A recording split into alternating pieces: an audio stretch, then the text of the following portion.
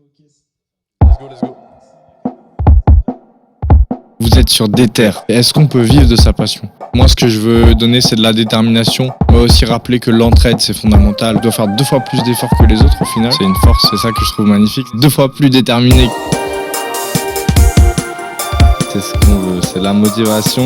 On est venu parler motivation, donc si dès le samedi matin, t'es déter, enfin, il y a plein d'opportunités à chaque coin de rue. Il y a plein de gens qui ont la même passion que vous.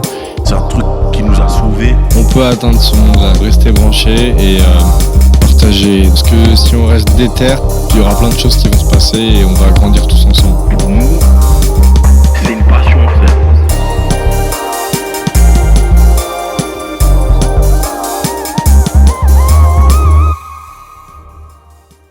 Yo, c'est Guise et vous êtes sur Déter. Aujourd'hui dans Déter, j'ai la chance d'accueillir Bibi. Ouais. Ça va ou quoi, frérot ? Tranquille. Tranquille ? Très très bien. Je suis très content de t'accueillir. Du coup, Bibi, t'es rappeur. Ouais. Pour changer. Et ça fait à peu près 8 ans que t'es dans ce milieu, que t'as commencé, peut-être un peu plus. Ouais, j'ai commencé beaucoup, Ok. il y a beaucoup plus longtemps, mais Mais on va dire officiellement, le nom Bibi commence à apparaître il y a à peu près 8 à ans. peu près 8 ans. Et récemment, t'as sorti un album qui s'appelle Gaïa. Yes. Et que j'ai adoré et qui Merci. parle beaucoup de passion, de motivation. Donc pour moi, c'était complètement naturel de t'avoir aujourd'hui et je te remercie beaucoup d'être venu. Tout le plaisir est pour moi, merci beaucoup. Et du coup, pour commencer, comme d'habitude, on va reprendre les choses depuis le début de ta passion et j'aimerais que tu nous parles un peu de comment t'es venu peut-être cet amour de la musique et qu'est-ce qui t'a inspiré à commencer tout ça ? Peut-être même avant, les premières chansons que t'écoutes qui t'ont vraiment interpellé ou l'origine de ta passion. On va dire que j'ai découvert le rap assez jeune.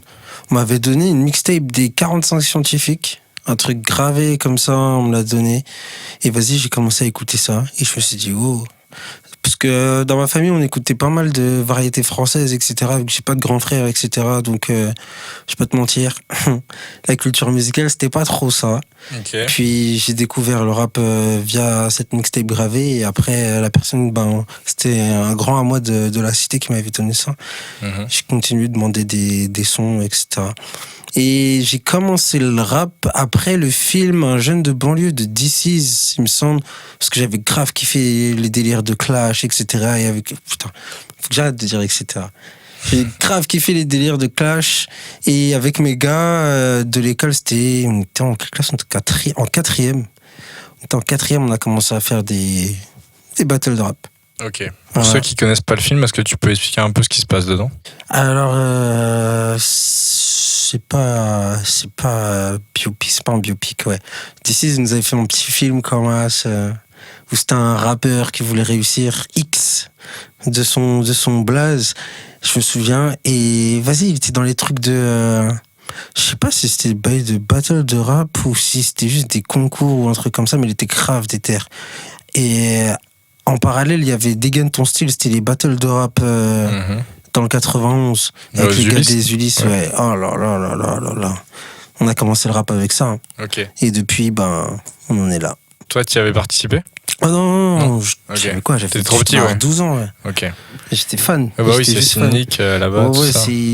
c'est surtout grâce à l'explosion d'Internet, tu vois. Donc, on a commencé à pouvoir se documenter, à avoir du contenu. Parce qu'avant ça, c'était vraiment tout ce qui passait à la radio ou les mixtapes gravés. Parce qu'on n'avait pas les thunes pour s'acheter des CD ou même avoir MTV ou je sais pas quoi, là. Mais du coup, si je capte bien, ton rapport à la musique, il vient d'abord des battles de rap, quoi. Ça a commencé comme ça.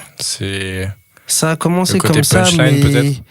C'était le côté plus improvisation et blague, tu vois, mais en restant dans les temps, en étant tranchant, genre, c'était impressionnant, genre, tu te dis, putain, le gars, il a sorti ça de nulle part, comme as, il lui a rempli son bail, et tranquille, tu vois, alors que c'est improvisé.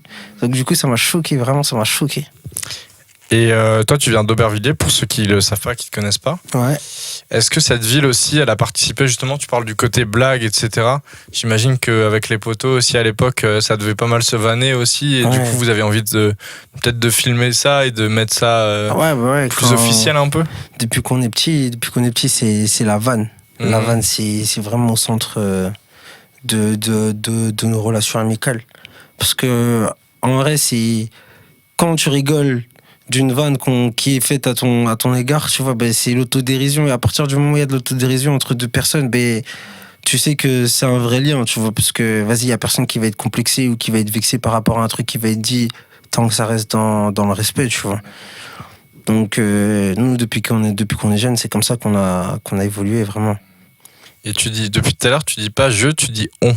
Ouais, parce que je viens d'un endroit où on est plein de petits rats comme ça et on avance tous en troupeau, tu vois, on est une meute. On est une meute, donc dire je, ce serait oublier tous ceux qui ont créé le jeu, tu vois.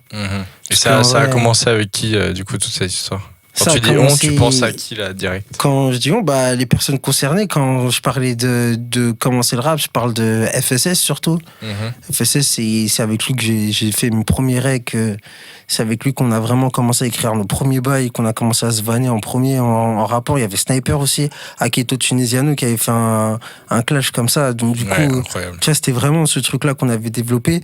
Ensuite, les gars d'Aubert, c'est les gars du King Park, les gars de l'Impasse, tu vois, les gars avec qui j'ai grandi, que ce soit aujourd'hui. Dans les noms qui ressortent souvent, c'est Diogo, lui il fait pas de son mais il est tout le temps avec nous. Il y a Chapsi il fait du son, il est avec nous. Il y a les YPN, ils sont arrivés un tout petit peu après parce que c'est les petits frères des gars, ouais. C'est les petits frères des gars de mon équipe, tu vois, genre BGM, etc. Lui il a rappé sur mon set au Dog B. Du coup, c'est vraiment cette équipe-là qui a fait que on a vraiment avancé dans tout ce qu'on a pu entreprendre. Ok. Et donc avec cette équipe-là, tu as avancé, mais c'était quoi les premières étapes de cette aventure, on va dire? Premières étapes de cette aventure. Est-ce que tu as commencé par aller au studio, enregistrer des sons? C'est pas vraiment... C'est pas une équipe de musique, c'est vraiment ma famille. C'est les gars avec qui on a grandi au quartier. On a créé vraiment cette unité. Où au début on faisait même pas de son, on traînait ensemble juste parce qu'on jouait au foot ensemble ou on traînait au même endroit, tu vois, et on a vraiment grandi dans cette optique de peu importe ce qu'on fait et peu importe les chemins qu'on prend, on reste soudés, tu vois. Donc c'est plus finalement une passion on va dire de tes potes et d'un truc collectif, d'avancer tous ensemble, que la musique en premier en fait. C'est d'abord on avance tous ensemble. C'est ce truc de on est conscient qu'on vient de vraiment tout en bas. Ouais. Donc du coup, peu importe le domaine qu'on va entreprendre, on va faire en sorte d'être au top de notre énergie, ouais. De notre putain de domaine. Désolé, je voulais pas faire de réitération, mais je l'ai fait. Voilà. On voulait être au top de notre domaine. Tu vois, vraiment dans notre branche, on voulait être vraiment des gars irréprochables. Ok. Mais moi, du coup, j'ai eu l'occasion de te voir à la Place Hip Hop en septembre. Ouais, c'est ça. C'était un concert magnifique qui a duré bien 3 heures. Hein. Franchement, c'était... donc on nous donne des locaux avec de la musique. Ah ouais, ça a donné... jusqu'à la fin. Hein. Jusqu'à ce qu'on nous dise de dégager. Comme au Dog B, c'est pareil. Jusqu'à la fin. Et c'est ça qui est super cool, c'est qu'il y a vraiment un truc où quand on voit, on a l'impression que vous vous donnez à fond, quoi. Ah, mais clairement. Et du coup, tu parlais donc de ta famille... tes amis, etc. Mais j'ai l'impression que dans la musique aussi, tu t'es créé aussi une famille. Quand on vous voit sur scène, t'es jamais tout seul, quoi. Il y a au moins 10-15 personnes, que ce soit Furlax ou Chris Davinci, toute cette équipe-là. Et du coup, je voulais savoir justement comment cette équipe-là s'était formée et comment toi, ça t'inspire de travailler avec ces gens. Ok. Après, Chris, c'est particulier parce que Chris, c'est mon cousin. Ok. Donc du coup, pareil, lui, c'était vraiment avant la musique. C'est juste que lui, il habitait à Aulnay. Et c'est genre 3-4 ans après avoir monté nos bails de musique qu'on a commencé à collaborer connecter avec leur équipe de Aulnay. Parce qu'il y a mes cousins, il y a Costan, CDV, etc. Ils avaient leur équipe à Aulnay. On a commencé à faire des collabs, histoire de vraiment se donner de la force au moment où on en avait vraiment besoin, tu vois, et de créer vraiment une communauté autour de de notre mouvement. Et ta question, pour en revenir, ouais, Furlax, on l'a présenté. Le côté collectif, quoi. Ouais, Furlax, on l'a présenté il y a 7 ans. Et par rapport à notre philosophie, notre mental, etc., on a grave matché. Et musicalement, ça pouvait que matcher. Du coup, c'est... Comment dire ? En fait, la musique, c'est ma vie. Et les loisirs, c'est les loisirs. Ça veut dire que tout ce qui est en dehors de la musique, genre... Tout ce qui est en dehors de la musique, c'est vraiment un truc qui est parallèle à ma vie. C'est extra vital, genre. C'est... Mon essence, c'est ma vie, c'est la musique. C'est-à-dire que quand je me couche, c'est la musique. Quand je me réveille, c'est la musique. Quand je mange, c'est la musique. C'est-à-dire que c'est pas un travail, c'est pas je sais pas quoi. C'est vraiment ce qui rythme mes journées, ce qui va rythmer le fil de ma vie. Parce qu'au final, tout ce que je fais, tout ce que j'entreprends, tout ce qui est prioritaire dans ma vie, c'est en rapport avec la musique. Et son développement et tout ce qui va avec. Donc du coup... J'ai ma famille, mes amis avec qui j'ai grandi, mais j'ai aussi ces gars que j'ai rencontrés sur mon chemin qui avaient cette philosophie, ce truc de la musique, c'est ma vie, tu vois. Parce que quand t'as des gars qui réfléchissent comme toi, c'est beaucoup plus facile de se faire comprendre parce que c'est des gars qui vont comprendre ton vocabulaire. Quand tu vas leur dire je peux pas, ils vont savoir pourquoi tu peux pas, tu vois. C'est pas des gens qui vont penser que tu fais la star ou que tu fais la princesse ou la diva ou quoi que ce soit, c'est que t'as des priorités et t'es obligé de faire des sacrifices. Des fois, c'est difficile de dire non, mais il faut faire certains sacrifices. Voilà. Et donc, tu parles justement de ces sacrifices. Est-ce que... comment tu fais pour ne pas regretter justement certaines décisions ? Parce que j'imagine qu'il y a des moments où la musique, comme tu le dis, c'est l'essence de ta vie, c'est ce qui te fait vibrer au jour le jour. Ça va prendre beaucoup de place. Comment tu arrives à faire accepter ça à tes proches qui n'ont pas forcément le nez dedans, parce que là tu parles de gens qui sont dans la musique, donc j'imagine que pour eux ils ont le même raisonnement effectivement, donc c'est facile, mais comment tu fais accepter ça à tes proches et surtout comment tu arrives à n'avoir jamais de regrets peut-être? Il y a un grand sage qui a dit pas le temps pour les regrets, les erreurs n'appartiennent qu'à nous-mêmes, nés pour amener ma part de progrès. Voilà, ça veut dire que quand t'essayes par tes propres moyens, quand t'essayes de tout ton cœur, genre vraiment quand t'essayes de faire quelque chose et que t'espères pas forcément un résultat positif, t'espères juste réussir à aller au bout de tes objectifs, mais tu peux pas regretter parce qu'au final t'as été au bout de tes objectifs, t'as vu, tu vois, c'est comme si t'étais là, bien une terre où personne n'a été, et vas-y, tu vas marcher jusqu'au bout de la falaise. Tu vas pas regretter d'avoir marché jusqu'au bout de la falaise parce qu'au moins tu pourras revenir en arrière et leur dire les gars, ici ça se termine la terre, tu vois. Tu peux pas regretter ce genre de choses. Les regrets, c'est vraiment si des gens en qui t'as confiance, vraiment ils te disent fais pas ça, tu vas regretter et toi t'y vas. Et il y a certaines personnes qui vont regretter parce que ils vont pas regretter d'avoir été, ils vont regretter de pas avoir écouté ces personnes-là, tu vois. C'est plus ça, cette sensation de regret, je pense. Mais sinon, non. Pas de regret. J'ai un parcours vraiment atypique. Ouais. Et aujourd'hui, je trouve que ça en fait ma force parce que je peux me permettre tellement de choses. Je me permets tellement de choses quand je vois des potes qui ont pas forcément réussi, tu vois, mais qui sont bien aujourd'hui, qui ont un nom, qui ont un gros public, etc. Mais ils s'interdisent certaines choses, tu vois. Je me dis, mais pourquoi? Qui t'en empêche, tu vois? Ce truc-là, moi, je me sens bien dans aujourd'hui. Pour toi, la vraie réussite, c'est la liberté au final? Parce que c'est vrai que c'est un truc qui revient souvent dans ta musique, en tout cas dans Gaïa et Morningstar, que j'ai le plus écouté. C'est ce côté insolence, indépendance, genre on lâchera rien, même le fusil sur la tempe, tu vois, et des trucs comme ça.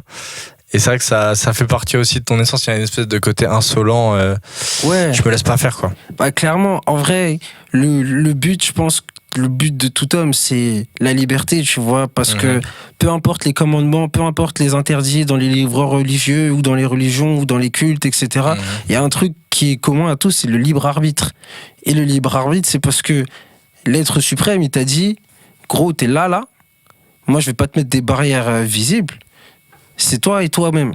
Ça veut dire qu'il y a personne qui va pouvoir te dire quoi faire ou quoi que ce soit. Il y a personne qui a inventé l'eau chaude ou je sais pas quoi, tu vois. C'était déjà là. C'était déjà là, même s'il y a un gars qui te fait croire que ouais, il t'a mis des tuyaux pour que je sais pas quoi chez toi, tu puisses te chauffer à l'eau. C'est cool. Mais l'eau chaude, elle existait déjà, tu vois. Ça veut dire que il y a personne qui va te dicter quoi faire. Même si on est dans une société, même s'il y a des rouages, même si ça doit fonctionner de certaines manières. Écoute, en France, on est 70 millions, donc il y a 69 999 000 qui peuvent faire ce que j'ai pas envie de faire, tu vois. Donc au final, si tu as envie d'aller quelque part, mais let's go. Et comment se faire comprendre par les proches? Ben écoute, au début, c'était compliqué. C'était compliqué parce que aujourd'hui, un truc qui est sûr et certain, c'est que tout le monde attend des résultats, tu vois.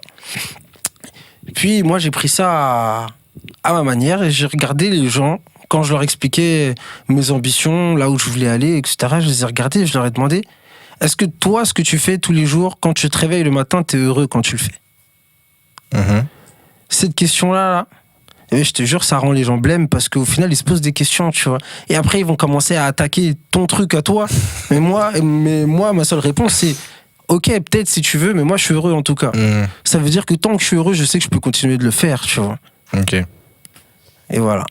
Et du coup, est-ce que ça a marché? Est-ce que les gens ont mieux compris maintenant que, on va dire que t'as quand même t'as rempli la place hip-hop, c'est quand même pas rien, t'as une petite notoriété, etc. Ça commence à bien marcher pour toi, on peut dire?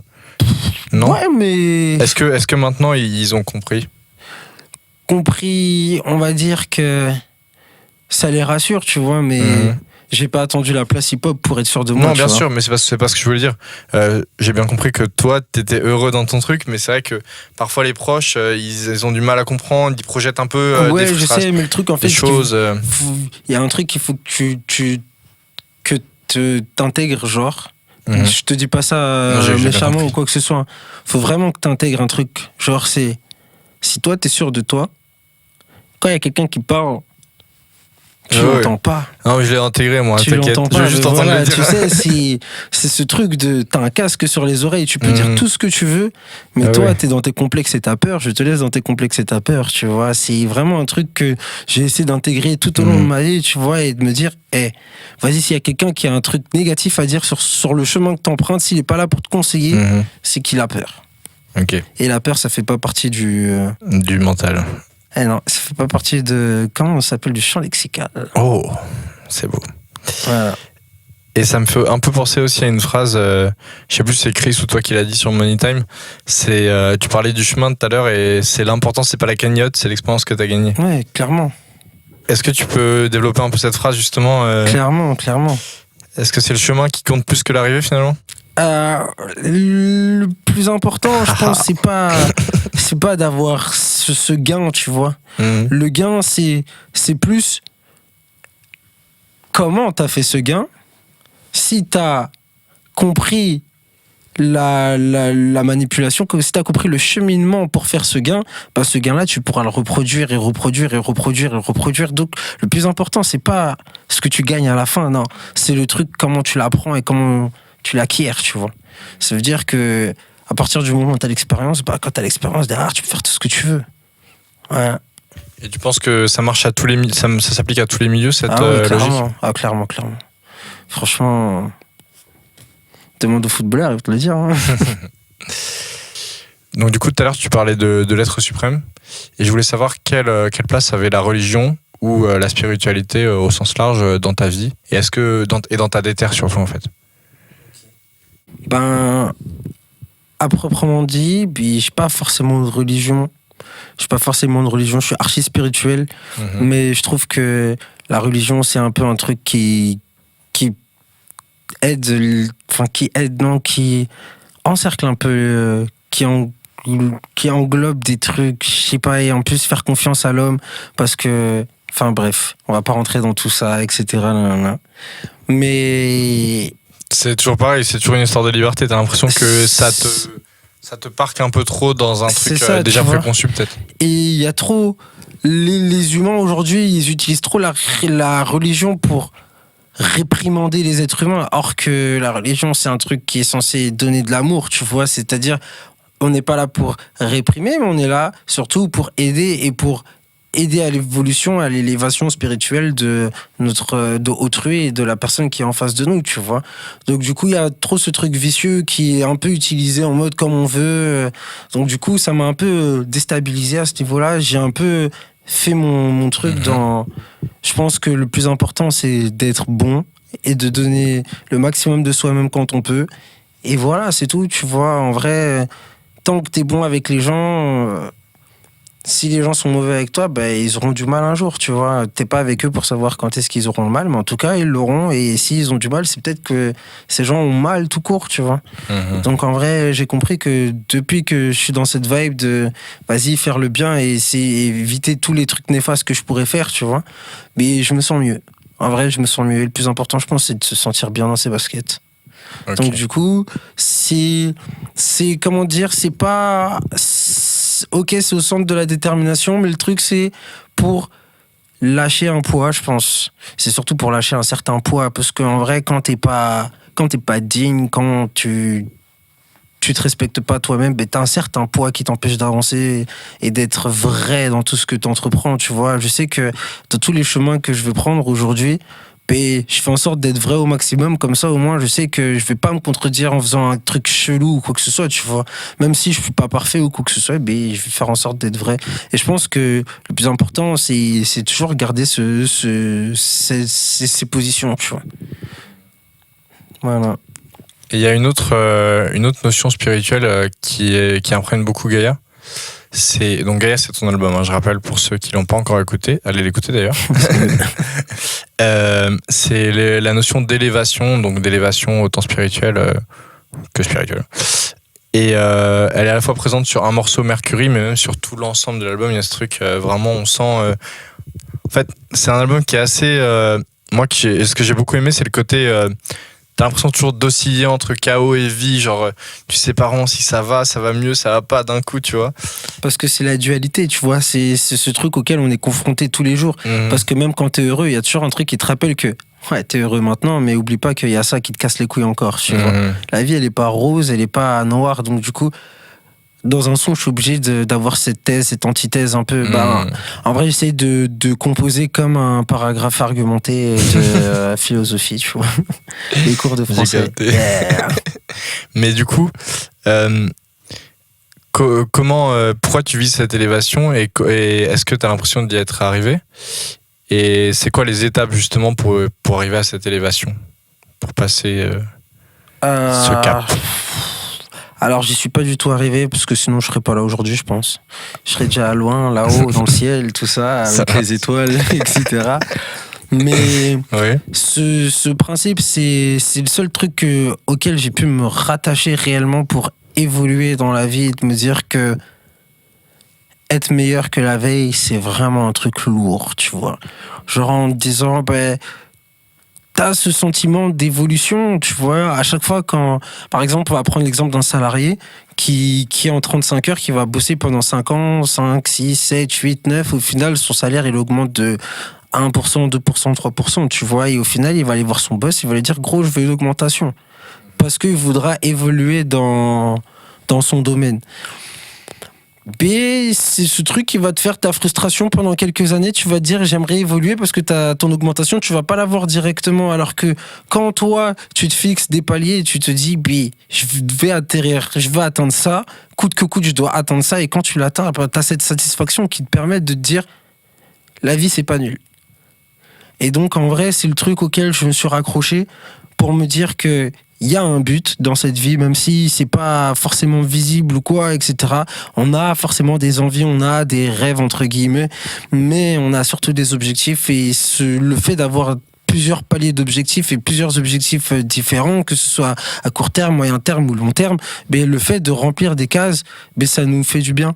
Et donc, pourquoi s'en priver? Puisqu'au final, là, on dépend que de nous-mêmes et de notre détermination. Alors que quand on est un salarié et que ça fait 10 ans qu'on attend une augmentation, on dépend de tout un système et surtout d'un salopard frustré qui, si ça se trouve, il t'aime pas, tu vois.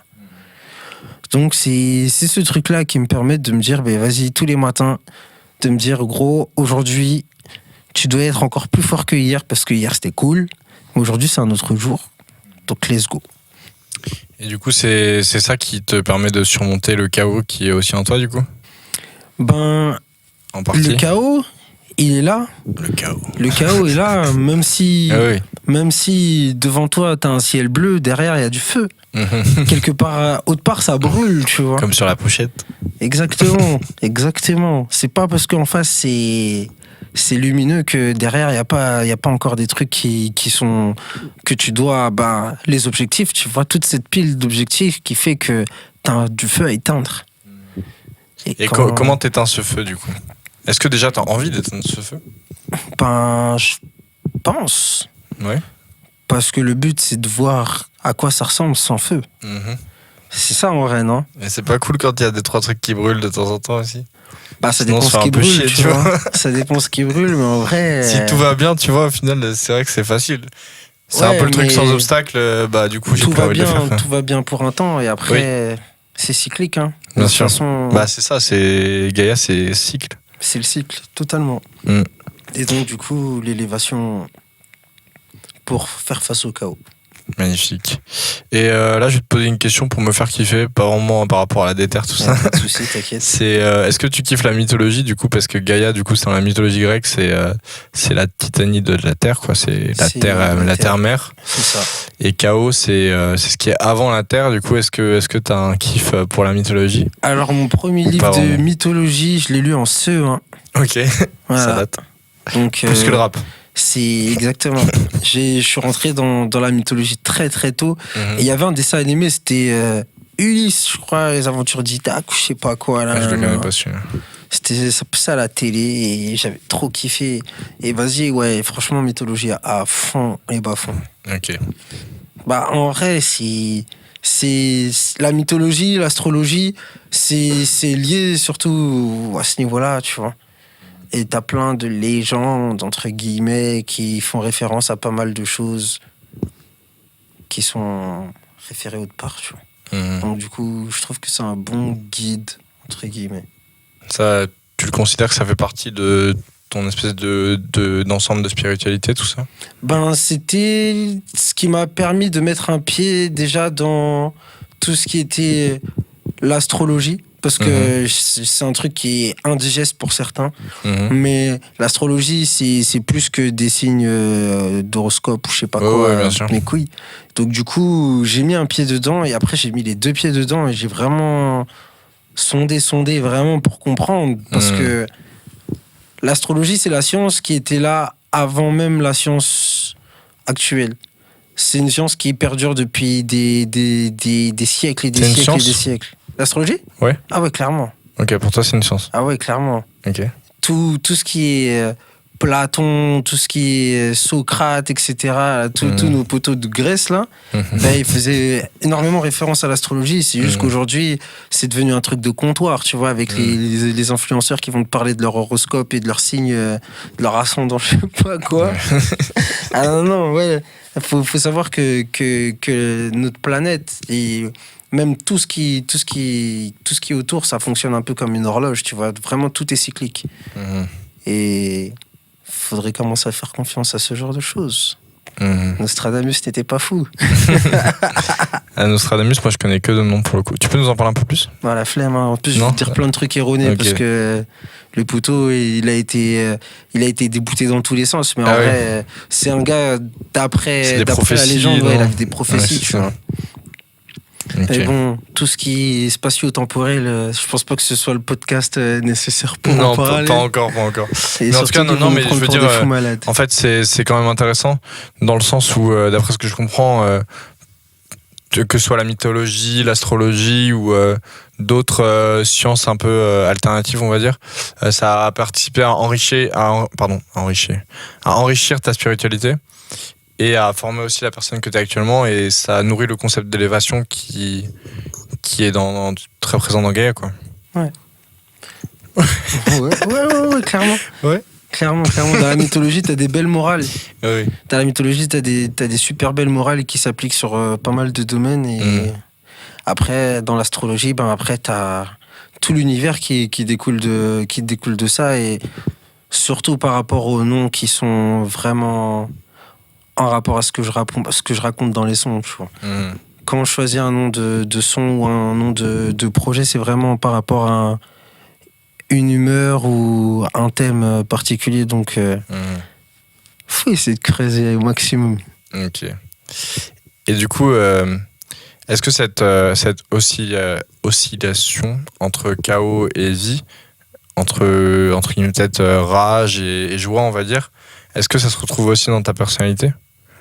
Ben, en gros, quand tu crées une dualité, le principe de l'équation, c'est de créer un équilibre afin que le chaos et la lumière soient chacun à leur place et ne se mangent pas l'un l'autre dessus, tu vois. Et c'est un peu le yin et le yang, quoi.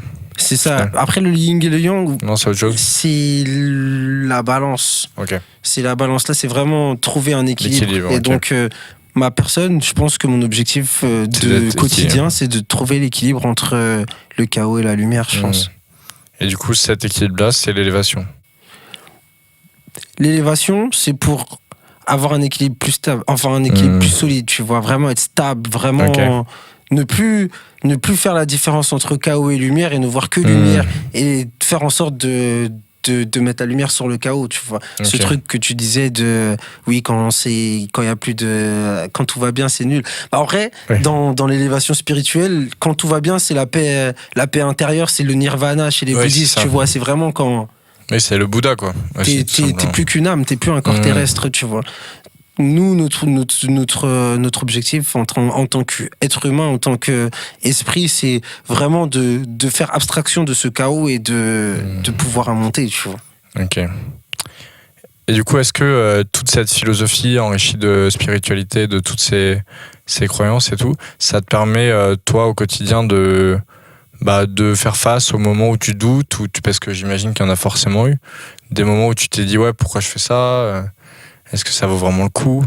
Enfin, je sais pas. Ouais, hein, mais justement, vu que, comme je t'expliquais, le délire du mec qui va jusqu'au bout de la terre là, de pour la aller colline. voir c'est où les confins pour trouver, Ouais. pour trouver la falaise là. C'est là. Mais j'ai un peu ce truc là, tu vois, j'ai pas le temps de douter. Parce que si j'ai choisi un chemin, c'est que mon instinct il m'a dit va là-bas. Et même si tu perds du temps entre guillemets, tu vois, parce qu'en vrai le temps tout est relatif, pareil. Si tu perds du temps en allant là-bas, bah, tu vas quand même apprendre des choses. Donc, c'était quoi ta question? Je sais pas. Mais du coup, est-ce que c'est ça la mentalité triple dollar finalement? La mentalité triple dollar, c'est Est-ce que déjà tu peux décrire ce que c'est triple dollar? C'est à la fois un label, une maison d'édition, enfin pour les gens qui te connaissent pas non, forcément. c'est pareil en fait. Un collectif. Un jour j'ai entendu le 1 c'est la domination, le 2 c'est la confrontation, le 3 c'est l'équilibre, tu vois. Toujours. Donc ce chiffre 3 c'est vraiment ce truc qui permet de toujours l'équilibre, tu vois. C'est vraiment être équilibré, je pense que c'est le truc le plus important pour moi aujourd'hui. Et le triple dollar c'est totalement la détermination, c'est vu que je suis un gars d'Aubert, vu que je sais qu'on vient d'en bas, et je sais qu'il y a cette discrimination aussi, pareil, quand t'es un mec de banlieue, on te prend pour un tocard un peu, on te prend pour un nous, on a tendance à t'infantiliser. Et ben j'ai ce truc de toujours faire 3 fois plus. Vraiment, toujours 3 fois plus, 3 fois plus. Le double, c'est cool. 3 fois, c'est irréprochable. Si tu fais 3 fois plus qu'un autre, t'es irréprochable. Après, less is more à skip, mais en tout cas, chez nous, 3 fois plus. Ok. Donc le triple dollar, c'est surtout ce délire de tripler les efforts. Et quand tu dis tripler les efforts, ça passe par quoi par exemple? Parce que tu as fait toute ta musique en indépendance, il me semble. Ouais, j'ai jamais signé de contrat. Je travaille avec mes potes après. Ouais. Donc indépendance. Oui, bien sûr. Enfin, je veux dire sans indépendance par rapport à des firme, quoi. majors ou des choses comme ça. Ouais, quoi. c'est ça. Est-ce que c'était important pour toi justement toujours d'avoir cette liberté complète de concevoir ta musique et... Non, mais le plus important pour moi, c'est d'avoir la liberté totale. Donc, tant que je peux avoir cette liberté, il n'y a rien qui me dérange, en vrai, tu vois. C'est surtout que aujourd'hui, c'est facile de signer un contrat, mais est-ce que c'est facile de s'en défaire? Faut aller voir un avocat. Et même quand t'as des avocats, Ah ouais? ça veut rien dire, tu vois. Si tu signes pour des trucs, tu signes pour des trucs, tu vois. Donc, il y a vraiment ce truc de... L'indé, c'est cool, tu vois. L'indé, c'est cool. Il y a personne qui va me lever le matin pour me dire tu dois faire ci, tu dois faire ça, tu dois tout quoi que ce soit. Et vraiment, c'est une rigueur que tu t'appliques à toi-même au final. Donc vraiment, c'est un truc qui fait grandir, je pense. Et il y a un son carrément où tu dis beaucoup de discipline dans le combat. Ouais, C'est rétrograde. comment tu t'imposes cette... Ouais, des rétrogrades, pardon, je l'avais plus. Comment tu t'imposes cette discipline, justement? Est-ce que tu aurais des... J'aime pas ce mot, mais des tuyaux à donner à un jeune rappeur ou même chanteur qui commence et qui saurait pas trop par où commencer, quoi. Et quelle discipline avoir et comment ça marche, comment se faire marcher tout seul, quoi. Ben, la discipline, ça vient avec le travail. Mhm. Et la rigueur, ça vient avec le travail. La confiance en soi, elle vient avec le travail.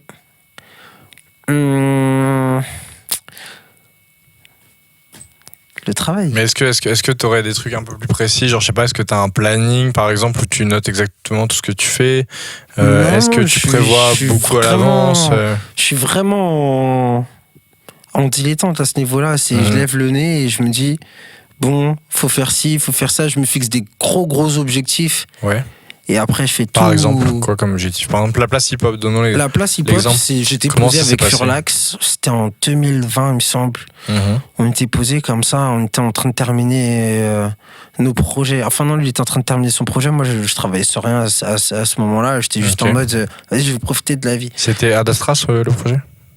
Ou c'était avant? Non, c'était le projet juste avant Ad Astra Ok. Canopus, il me semble. Ok. Et comment ça s'appelle? Il me dit ouais, ce serait lourd qu'on fasse notre concert tous les deux, tu vois, là. Genre en mode vas-y, Mhm. il est temps, tu vois. J'ai dit mais vas-y, écoute, j'en fais mon affaire personnelle. Je lui ai dit ça comme ça, tu vois. Ok. Et au départ, je me souviens, je voulais prendre comment ça s'appelle, le pop-up du label à Gare de Lyon. Et je me suis dit bon, vas-y, je pense que je vais commencer à bosser sur mon projet, Gaïa. Mhm. J'ai dit, je vais bosser sur mon projet, comme ça, on va prendre un truc un peu plus gros, comme ça, directement, on va se faire un putain de concert. Furlax, ce sera sa première date, donc on va envoyer du paquet, tu vois. Et j'ai travaillé en sorte de sorte à ce que ça puisse se réaliser, de me dire, vas-y, il me faut au moins tant d'auditeurs pour remplir cette salle, il me faudra au moins un projet de cette qualité, il faudra que mon niveau de popularité soit à ce niveau-là, que ma jauge de respect soit encore plus haute, parce que tu peux pas avoir une salle comme ça sans passer, sans qu'on puisse te connaître ou sans qu'on te respecte ou quoi que ce soit. C'est pas un loupard qui peut venir et demander un partenariat avec la place, tu vois, ou sinon il va la payer directement cash et plein pot, tu vois. Donc je me suis dit... T'as fait un genre de business plan au final? Non, même pas. Hein. Non, c'était tout dans la tête. C'est tout dans ma tête en me disant Ok. que, en vrai, là, la seule chose que j'ai à faire, c'est de me respecter moi-même et de faire en sorte qu'on me respecte. Mhm. Du coup, je me suis octroyé tout le respect que je demandais pour ensuite obtenir le respect que je demandais à l'extérieur. C'est-à-dire que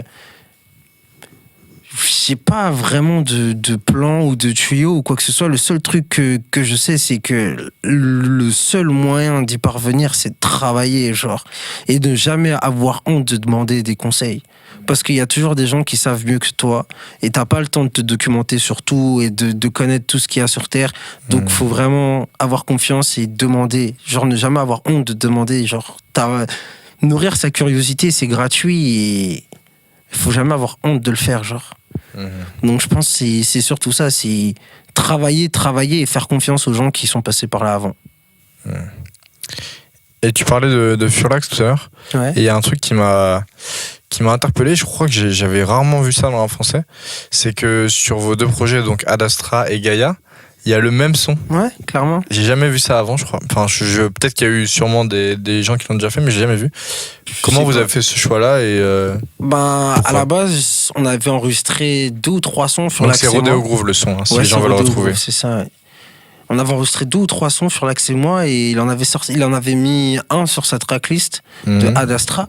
Et j'ai vu Rodeo Groove sur sa tracklist. Je lui ai dit, hey, gros, moi celui-là, je l'ai pris, je l'ai sur mon projet, tout ça. Il a dit, ah, vas-y, on fait comment, tout ça. J'ai dit, bah écoute, on va le sortir tous les deux. Hein. S'il est sur ta tracklist, c'est sur la mienne aussi, c'est pas grave. Hein. De toute façon, c'est le même son, mais on a des histoires un peu différentes à raconter. Mais ce son, au final, il recoupe dans nos 2 projets. Donc, pourquoi on va s'en priver? Tu vas faire l'accès en ref, genre en mode, je vais pas avoir honte d'avoir un son qui est 2 fois disponible sur les plateformes, sur 2 projets différents, alors que c'est tous les 2 notre son, tu vois. Mhm. Donc, Franchement, aucun complexe à ce niveau-là. Et si c'était à refaire, on le ferait 75 fois. Ouais. Non, mais en plus, c'est super original, quoi. Je te dis, je pense pas avoir déjà vu ça, quoi. Ouais. Après, c'est truc contractuel aussi, je pense. Ah ouais, peut-être, ouais. Tu vois, on a cette liberté oui, c'est ça, en fait. d'agir comme on veut, tu vois. On a vraiment aucune Ça, c'est super restriction cool. sur ce qu'on veut faire. Ouais, moi, ça me fait penser à un truc, tu vois. J'ai parlé avec quelqu'un qui bossait dans la télé. Et elle me disait, tu vois, toutes les contraintes qu'il y a pour avoir des formats vraiment précis. Il faut montrer ça, pas montrer ça et tout ça. C'est vrai que d'être libre, tu vois, moi, avec des terres, bon, on est encore en total indépendant et on compte bien le rester, quoi. Et c'est vrai que du coup, t'as pas les financements, mais tu fais ce que tu veux, quoi. Après, les financements, tu peux les trouver autre part. Tu peux les trouver autre part. Mais toi, en du vrai, coup, voilà, c'est une magnifique transition. Parce que justement, je voulais te demander, est-ce que maintenant, ça y est, tu vis de ta musique? Ou pas encore? Presque. Oui, non, peut-être. Vivre est un bien grand mot, je pense. Ouais. Je pense que je survis correctement avec ma musique, mais vivre, c'est l'objectif, je pense. Ok. Vivre et ne jamais regarder mon compte en banque, ça, c'est ça, vivre, tu vois. Vivre de sa musique, c'est ne jamais regarder son compte en banque et dépenser genre sans ne jamais compter. Donc, non, je suis encore en train de check mes investissements, etc., tu vois. Ok. Mais ça avance, on va dire. Ok. Mais t'as pas, ce que je voulais dire surtout, c'est que t'as pas un travail à côté, quoi. C'est vraiment t'es 100% dans cette matrice, quoi. C'est ça. Et elle vient de là aussi, cette rigueur, c'est ça ou rien, tu vois. Ah ouais. Du coup, si je me lève pas le matin, bah, c'est personne qui va remplir le frigo, tu vois. C'est sûr. Et du coup, maintenant, il y a quand même pas mal d'artistes qui sortent beaucoup de projets. Toi, entre Morningstar et Gaïa, il y a eu 2 ans. Comment t'expliques justement ce laps de temps entre les deux? Est-ce que c'était un choix de ta part ou est-ce que c'est juste venu comme ça et t'avais besoin de prendre le temps de faire un beau projet, quoi? J'avais besoin de maîtriser ma musique parfaitement. Genre vraiment d'être au max de mon art, entre guillemets, vraiment maîtriser mon univers de A à Z, de bout en bout, justement pour répondre aux questions que tu me poses par rapport aux phrases de mes textes ou à la philosophie que je peux avoir et que je peux adopter au fil du projet, tu vois. Mais entre ces 2 années, j'ai sorti énormément de sons, j'ai eu des apparitions sur pas mal de projets, etc. Donc ça m'a permis de souffler aussi et de faire pas mal de collabs parce que c'était un truc que je faisais pas forcément à l'époque. Donc du coup, je me suis ouvert, j'ai un peu testé des nouveaux styles musicaux, j'ai fait des collaborations qui n'auraient pas eu lieu d'être avant, tu vois. Donc c'est vraiment du kiff, quoi. J'ai vraiment kiffé ces 2 années entre les 2 projets. Et tu parles des phrases qui sont présentes dans ton album et que je fais beaucoup de références, mais c'est parce qu'en fait ça colle complètement à l'univers des terres. Parce que toi-même dans une interview avec Jean Morel sur Nova en 2019, tu disais que tu faisais presque du rap de développement personnel. Alors moi je me considère pas du tout comme une chaîne de développement personnel parce que je trouve que ça renvoie vite à une imagerie qui moi me correspond pas du tout et me plaît pas. Ouais, après c'est les termes qui ont été employés, c'est péjoratif, tu vois, mais après les mots sont les mots. Mais je vois ce que tu veux dire. Mais du coup justement moi, je trouve que dans ton rap et surtout sur Gaïa, il y a un côté genre automotivation. Des fois, on a l'impression que tu dis des trucs genre ce serait vraiment con si demain je lâchais le combat. Tu vois, on a l'impression que tu te parles à toi-même et que tu essaies de te redéterre toi-même. Clairement. Et je voulais savoir justement à quel point c'était de l'automotivation ou c'était justement pour faire un peu ce truc de rap de développement personnel. Quelle part tu fais entre les deux en fait? Entre ta motivation à toi et la motivation que tu veux donner aux gens à travers ta musique. Ça serait vraiment con si dès demain je lâchais le combat. Les ennuis ne comptent pas car j'ai la foi, car la famille me compte. Mais des fois j'ai peur, c'est le con de voir vos noms écrits sur une pierre tombale. Je vais devoir hausser le ton, cacaria qu'à Dieu qu'on doit rendre des comptes. C'est que de l'adrénaline, la peur me fera jamais changer d'avis. Ben, en vrai, quand on me connaît au niveau de mes proches, faut savoir que je suis très très dur avec moi, donc parfois je suis dur avec mes proches. Quand j'attends une certaine rigueur, une certaine qualité dans l'exécution, etc., je suis un peu relou sur ça, mais c'est pour leur bien et pour notre bien à tous, etc. Donc, le développement personnel, je pense que c'est toujours ce truc de rigueur, en fait. Tu vois, si faut qu'on puisse dépendre que de nous-mêmes. Ça veut dire que si toi, t'es pas capable de te mettre un coup de fouet pour avancer, ben,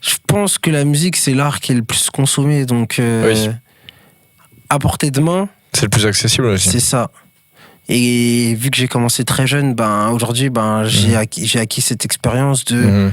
Je peux me permettre de faire de la musique parce que je maîtrise ce truc-là. Mhm.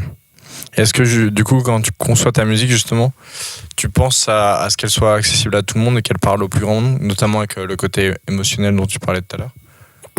Accessible à tout le monde, non. Plaire à tout le monde, c'est plaire à personne en vrai. Ouais. Mais quand je fais ma musique, je veux faire part de mon ressenti en ayant un bon contenant parce que le meilleur moyen d'être écouté, c'est d'arriver avec quelque chose qui déjà est agréable à l'oreille. Donc je fais en sorte d'avoir un format qui est assez agréable à l'oreille et derrière je peux bourriner dans le texte et dire ce qui me passe vraiment sur le cœur, tu vois.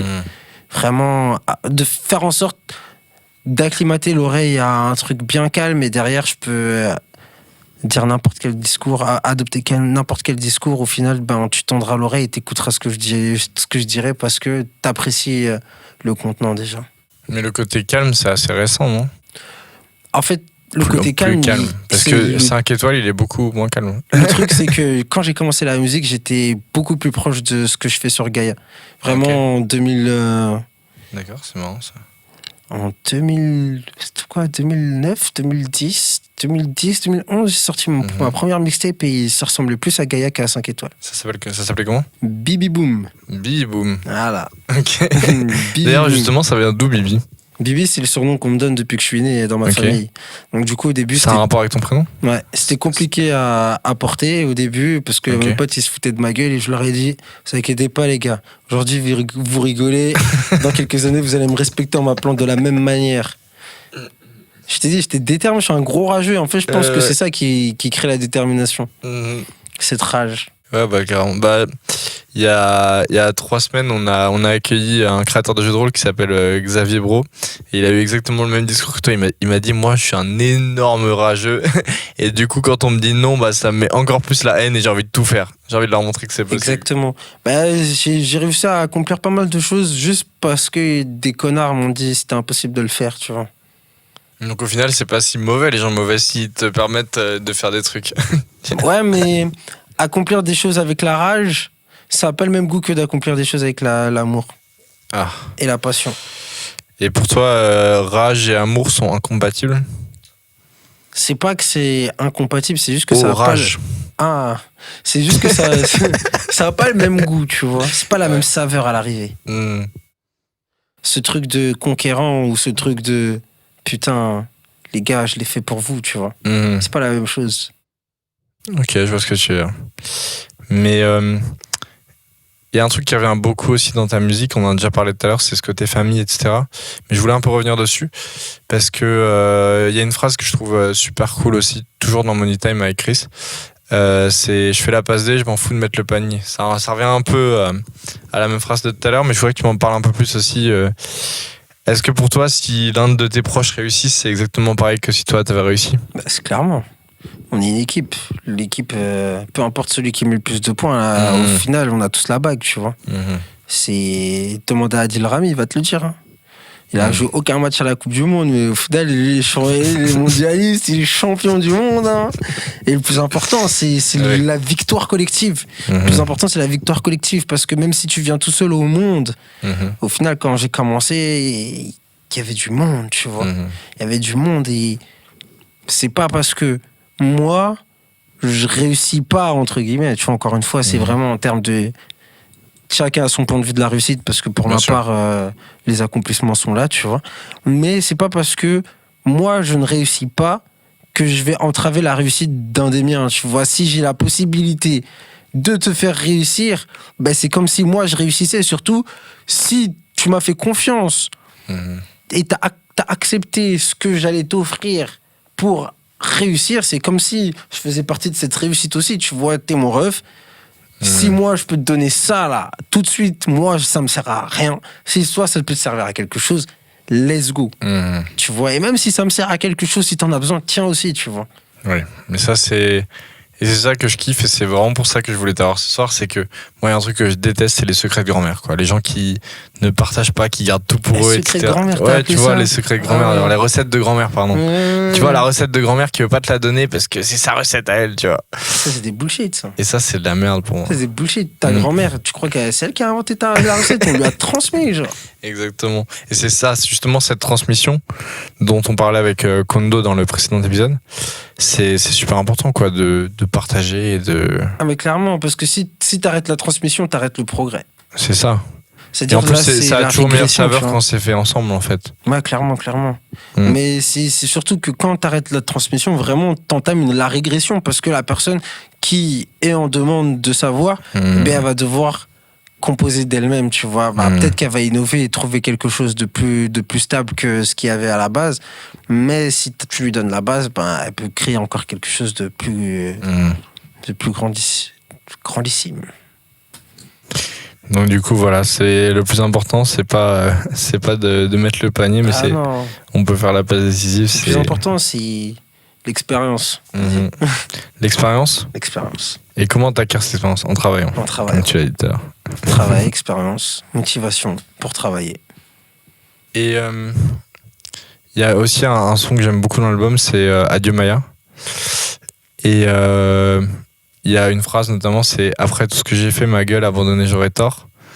Et c'est pour moi c'est limite la phrase la plus déter de tout l'album, parce que il y a un truc où tu regardes en arrière et tu te dis waouh, j'ai fait ça quand même, je suis content de ce que j'ai fait. Et attention, je vais rectifier la phrase parce que là, c'est important. Après tout ce que j'ai donné, ma gueule, abandonné, j'aurais tort. Ah, donné, pardon. Et c'est important de le dire parce que donné, ma gueule, abandonné, j'aurais... faire, c'est quelque chose, Mhm. mais donner, c'est le don de soi, tu vois. C'est vraiment ce genre de sacrifice, tu vois. Et c'est propre à tout le monde, peu importe le domaine, peu importe ce que tu as fait dans ta vie ou quoi que ce soit. C'est qu'à partir du moment où tu donnes de toi pour quelque chose, mais tu peux plus abandonner, genre. À partir du moment où tu t'es lancé, tu t'es dit, vas-y, let's go, ça c'est pour moi, et c'est pour moi que je le fais, t'as plus le droit d'abandonner. Ça veut dire que t'es obligé d'aller jusqu'au bout, tu vois. Sinon, après, c'est là les regrets. Et pour toi, il correspond à quoi ce son justement, Adieu Maya? Parce que c'est vrai que moi, le titre est un peu énigmatique pour moi. Après, c'est peut-être personnel. Adieu Maya, c'est une émancipation, c'est vraiment l'élévation de... Je quitte l'état, comment dire, l'état solide, l'état physique. C'est maintenant, je me concentre vraiment sur l'aspect spirituel et j'essaye vraiment de ramener la lumière sur le chaos. C'est vraiment cette émancipation parce que Maya, en fait, c'est la mère des dieux, tu vois, c'est la mère de Hermès. Et du coup, je commence sur Mercury parce que Mercure, c'est Hermès, le dieu. Oui, bien sûr. Le dieu messager, le messager, etc. Et il y a le dieu aussi qui fait la transition entre la vie et la mort. Voilà. Psychopompe. Le terme exact, c'est psychopompe. Bah, tu m'apprends un terme. Voilà, merci beaucoup. Ah, moi, je connaissais pas Maya, donc voilà, c'est le partage. Et du coup, Hermès, c'est le fils de Maya, et c'est cette émancipation, tu vois, de Mercure qui... On repart. D'où le Mercure rétrograde du cyclique, tu vois. Ah... pourtant j'ai écrit un article sur cet album qui est pas encore sorti. Mais j'avais pas capté ça. Et cette fois, Adieu Maya, c'est vraiment l'émancipation, et cette fois on repart dans l'élévation spirituelle, tu vois, on oublie tout le côté physique et tout le côté dégueulasse de l'aspect de la terre qu'on déteste, tu vois, et on essaie de trouver que l'amour, tu vois. Parce que pour toi, le spirituel est plus beau que le physique, on va dire? C'est pareil. L'un ne va pas sans l'autre, tu vois. Tu pourrais pas avoir la beauté du spirituel si t'avais pas l'atrocité du physique et aussi c'est sa beauté, parce qu'au final, tu vois la différence entre ces deux concepts. Tu vois la beauté matérielle, les choses qui sont très au final subjectives pour commencer, et qui sont très comment dire je veux pas dire futile, tu vois, ce serait vraiment trop arrogant, mais c'est limite, ça sert à rien en vrai, tu vois. Parce qu'on aime l'argent, on aime les beaux vêtements, on aime toutes ces conneries là que le capitalisme a créé, mais en vrai, À l'époque, ils étaient quoi? Ils étaient comment? Ils se cassaient pas trop les couilles, tu vois.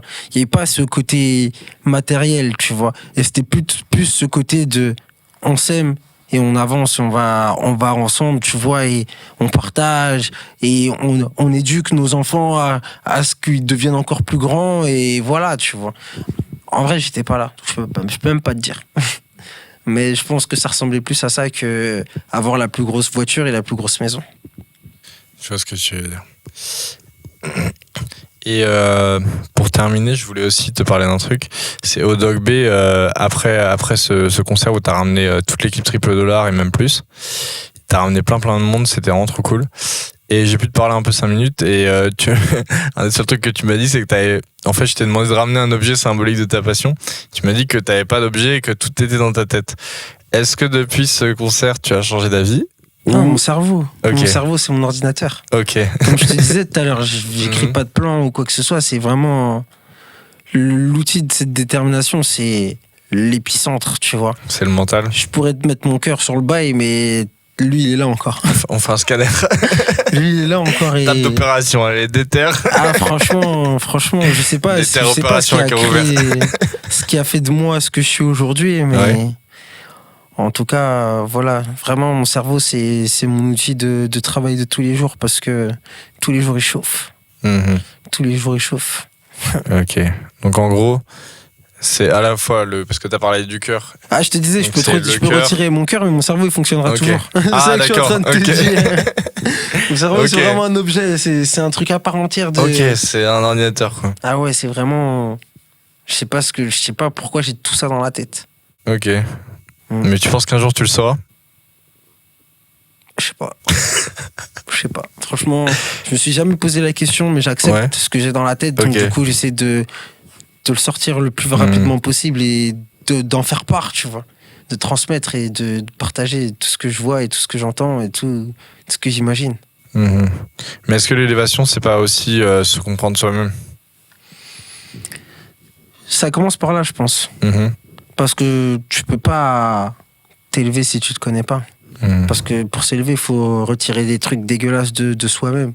Et donc, si tu te sondes pas toi-même, si tu te scannes pas, si tu sais pas ce qui est néfaste en toi et ce qui est bon en toi, ben, tu vas pas savoir où avancer.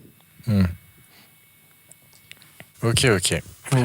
Bon, bah, je pense qu'on peut finir là-dessus. C'était une très belle discussion. Merci beaucoup, Ouais, de Vivi. ouf, hein. Franchement, ça fait plaisir. Ça fait grave plaisir aussi. Et est-ce que tu aurais une phrase pour conclure sur l'élévation? Parce que je pense que c'est quand même un truc. C'est un peu le thème du podcast aujourd'hui. Non, mais par contre, pour tous ceux qui ont été un peu inspirés par ce que j'ai pu dire, franchement, la seule chose que j'ai à vous dire, les gars, c'est travailler. Ayez confiance en vous. Travaillez. Ayez confiance en vos proches et continuez de travailler. Le maître d'école. Le Bon, travail, merci c'est beaucoup. indispensable. C'est indispensable.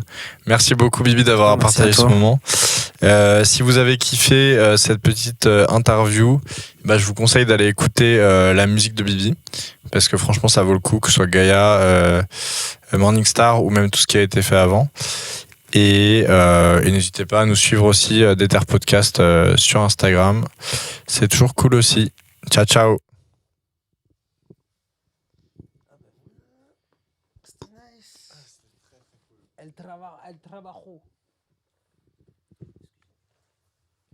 C'est cool. Merci à toi. Ah ouais, t'as kiffé? C'est carré, hein. Franchement, j'ai beaucoup bugué. J'espère que